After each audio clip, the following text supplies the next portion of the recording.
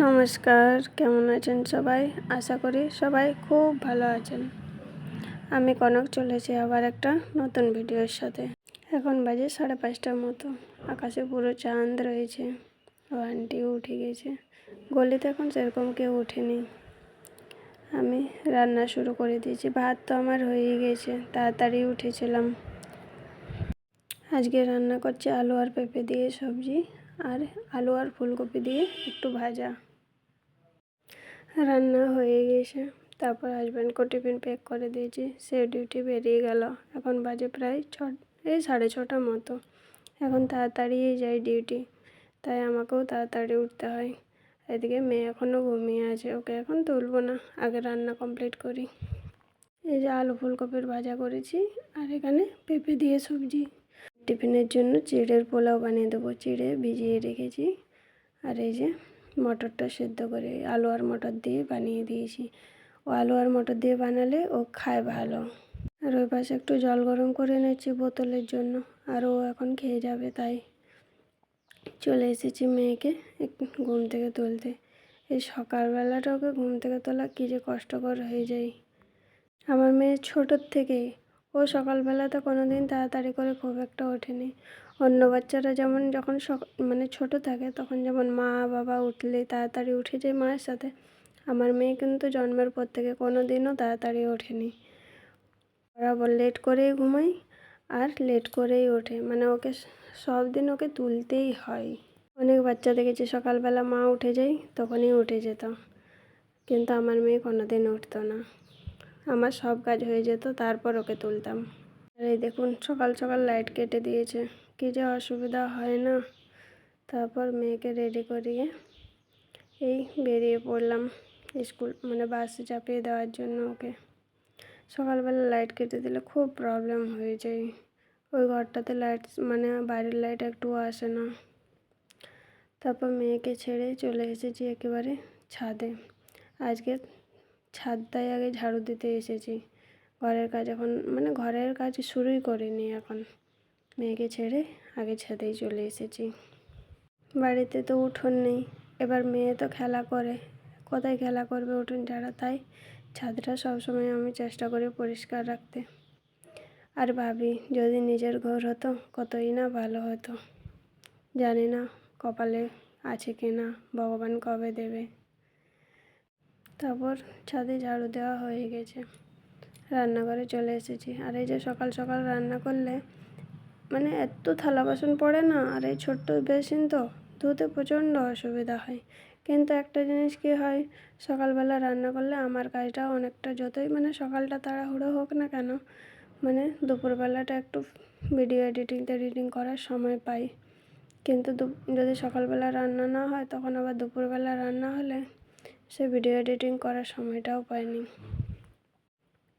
পানিপথে আজকেই হাজব্যান্ডের last duty, তাই সব ব্যাগ আর এই যে হাতে একটা ব্যাগ করে সব ফাইলপত্র নিয়ে গেল, সব হ্যান্ড ওভার করে দেবে। এই পরিস্থিতিটা কী যে কষ্টকর, বলে বোঝানোর মতো নয়। মেয়েকেও স্কুলে অ্যাডমিশন করে দিয়েছি, আর এই কাজ চলে যাওয়া এইগুলো বাইরে থাকলে খুবই কষ্টকর। আমার মতো যারা বাইরে থাকেন তারা অবশ্যই এই ব্যাপারটা বুঝবেন, যারা কনস্ট্রাকশন লাইনে ডিউটি করে তারা। কিছু করার নেই, এভাবেই আমাদেরকে চলতে হয়। খুব কষ্টও হয়। কি করব মেয়ের পড়াশোনা ভবিষ্যৎ নিয়ে, সেটাই বুঝে পাই না। অনেক কষ্ট করে মেয়েকে স্কুলে অ্যাডমিশন করেছি, একটু ভালো স্কুলে। বারবার তো ভালো স্কুলে চান্স পাওয়া যায় না, আবার পয়সা পাতিরও সমস্যা হয়, কারণ এইসব স্কুলে তো অ্যাডমিশন চার্জটাও অনেক বেশি নিয়ে নেয় না। আর বারবার স্কুলে অ্যাডমিশন হতে গেলে স্কুল চার্জ তো মান্থলি ফিজ, বাসের ফিজ আর রয়েইছে, তার উপর অ্যাডমিশন ফিজটাও আবার অনেকটা নিয়ে নেই। এইসব ভেবে না রাত্রে ঘুম প্রায় চলে গেছে। মেয়েরও এক্সাম এখন চলছে, আর কয়েকটা বাকি রয়েছে। কি ডিসিশন নেব, কি করব বুঝতে পারছি না। বাড়ি চলে যাব নাকি থাকবো। আর বাইরে তো কাজ ছাড়া থাকাও যায় না না। আর বাড়ি গেলেও কত দিনের জন্যে, বা 10 থেকে 15 দিন, বা খুব জোর 1 মাস, তার বেশি তো না, কারণ যারা একবার বাইরে থাকে না তাদের আর বাড়ি বলেও কিছু থাকে না, তারাও সেই ওই বাড়ি মানে অন্য অতিথিদের মতো হয়ে যায়। বেশি দিন বাড়ি থাকলে তাদেরকেও কেউ একটা মানে ভালোভাবে দেখে না। তাই কিছু বুঝতে পারছি না কীভাবে মেয়েটাকে মানুষ করব। মেয়ে তো এখন অনেকটাই ছোট, তো এসব ব্যাপারে কিছু বুঝতে পারছে না। আপনাদেরকে বলতে গিয়ে আমার গলা কেঁপে কেঁপে উঠছে, আপনারা কিছু মনে করবেন না প্লিজ, কারণ পরিস্থিতিটা এমন হয়ে যায় না, কিছু করার থাকে না। যদি কেউ বাইরে থাকেন তারা অবশ্যই আমার এই মানে কষ্টটা যন্ত্রণাটা বুঝবেন, যে মানে কী অবস্থা হয় যখন কাজ শেষ হয়ে যায় বা কাজ থেকে ছাড়িয়ে দেয়। মানে খুবই একটা অসুবিধার মধ্যে চলি। আপনাদের সাথে কথা বলতে বলতে আমার সব থালা বাসন প্রায় ধোয়া মাজা হয়ে গেছে। আর এই যে দুধ পরে এসেছিলো গ্যাস, তার আগেই গ্যাস মোছা হয়ে গেছে। তাই ভাবলাম এখন এর সঙ্গে সঙ্গে আর গ্যাস জ্বালাবো না, দুধটা একটু রেখে দিলাম, একটু পরে গ্যাস জ্বালাবো ঝাড়ু পোছা করে তারপরেই। আর এখন তো অতটা গরম পড়েনি, তাই খারাপ হবে না, ফ্রিজে দেবো না, এখন একেবারে গরম করে তারপরেই ফ্রিজে রাখবো। তারপর ওই পাশে তো গ্যাস আমার ওভেন টোভেন মোছা হয়ে গেছে আগেই। এই পাশটা একটু ক্লিন করে নিচ্ছি, কারণ এই পাশটা তো এঁঠো গোটো ছিল না, তাই। আচ্ছা বন্ধুরা, আমার ভিডিও আপনাদের কেমন লাগছে অবশ্যই কমেন্টের মাধ্যমে জানাবেন। আর যদি ভালো লাগে একটা লাইক সাবস্ক্রাইব করে আমার পাশে থাকবেন, তাহলে আমারও ভিডিও বানাতে ইচ্ছা করবে। অন্যান্য ভিডিওতে আমি ভয়েস রেকর্ডিং রাত্রেই করি, কিন্তু আজকে রাত্রে করা হয়নি, তাই আর সকালবেলা করছি। তো প্রচণ্ড গাড়ির আওয়াজ রয়েছে এখানে, মানে এত গাড়ির আওয়াজ আর এত আওয়াজ হয় না, দুপুরবেলা দিনের বেলা ভয়েস রেকর্ডিং করতে খুবই অসুবিধা হয়ে যায়। তাই চেষ্টা করি রাত্রেও সে আবার 11টা-12টার পর, তার আগে পর্যন্ত গাড়ির আওয়াজ হতেই থাকে। এই দেখো রান্নাঘর তো পুরো পরিষ্কার করা হয়ে গেল, এরপর রয়েছে ঝাড়ু মোছা। এই যে ঝাড়ু দিয়ে নিচ্ছি, ঝাড়ু তো দিনে 3-4 বার দেওয়া হয়, তাই আমার ঘর ঠিক খুব একটা নোংরা হয় না। রান্নাঘর তো একদমই খুব একটা নোংরা হয় না। ওই ঘরে যদিও মানে বেডরুমে মেয়ে থাকে, তো পেপার টেপার ছেঁড়া করে, তাই ওই ঘরে একটু নোংরা বেরোলেও রান্নাঘরে নোংরা খুব একটা বেরোয় না। রান্নাঘরের কাজ সেরে চলে এসেছি বিছানাটা গুছোতে। বেডশিটটা অনেক দিন হয়ে গেল পাল্টানো হচ্ছে না, সময় করে উঠতে পারছি না, মানে সময় না, আসলে মনটা ঠিক নেই তো, তাই কাজ করার এনার্জিটাও যেন ঠিক একটা পাচ্ছি না।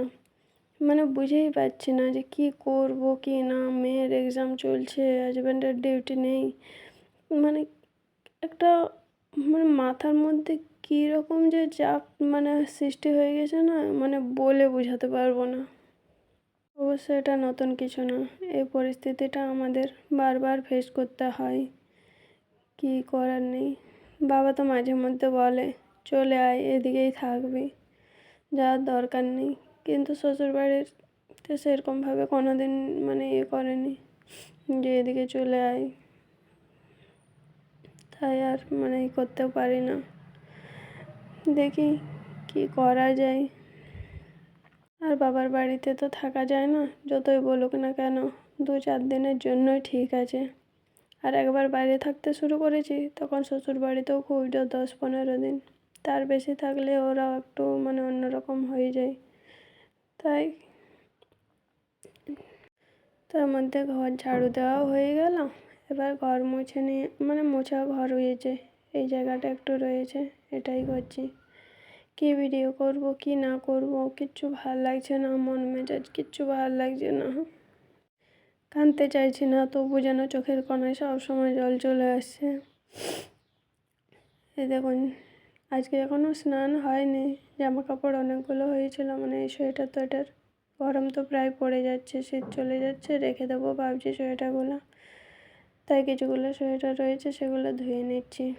তারপর আর ভিডিও করিনি, একেবারে মেয়েকে নিয়ে এসে একটু লেবুর জল বানিয়ে নিচ্ছি, প্রচণ্ড গরম পড়েছে, তাপটা প্রচণ্ড, তাই একটু লেবুর শরবত বানিয়ে মেয়েকেও দিলাম, আমি একটু খেয়ে নিচ্ছি। আর মানে মেয়ে বলে গেছিলো মা মাছের ঝোল বানাও না, আমার জন্য একটু মাছ ভাজা করে দেবে, তাই আর মাছ ঝোল করিনি, আজ একটু মাছ ভাজা করে আর এই যে দুজন মিলে খেতে বসে গেছি। চলুন তাহলে বন্ধুরা, আজ ভিডিও এই পর্যন্তই রাখছি। সবাই ভালো থাকবেন, সুস্থ থাকবেন। নমস্কার।